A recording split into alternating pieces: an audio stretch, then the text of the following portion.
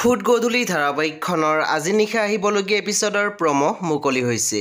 আজিৰ প্ৰমোত আমি দেখিবলৈ পাইছোঁ ধাৰাবাহিকখন হ'বলৈ গৈ আছে বহুত বেছি ইণ্টাৰেষ্টিং। আহকচোন চাওঁ আজিৰ প্ৰমোত কি দেখিবলৈ পাইছোঁ।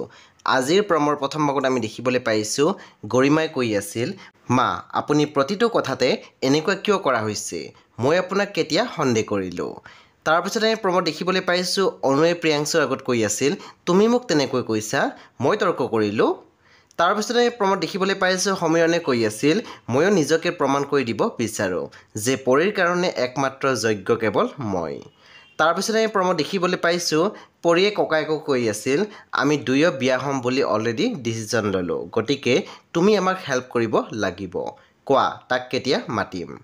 সেই বন্ধু বান্ধৱীসকল আজি নিশা 8:30 বজাত ৰং টিভিত আহিবলগীয়া ফুট গধূলি ধাৰাবাহিকখন খুব বেছি ইণ্টাৰেষ্টিং হ'বলৈ গৈ আছে, সেয়ে আপোনালোকে চাবলৈ একেবাৰে নাপাহৰিব। পৰৱৰ্তী আপডেটৰ বাবে আপোনালোকে মোৰ চেনেলটো ছাবস্ক্ৰাইব কৰি কাষত থকা বেল আইকনটো টিপি দিবলৈ একেবাৰে নাপাহৰিব। আৰু প্লিজ আপোনালোকে মোৰ ভিডিঅ' এটা লাইক কৰি দিব।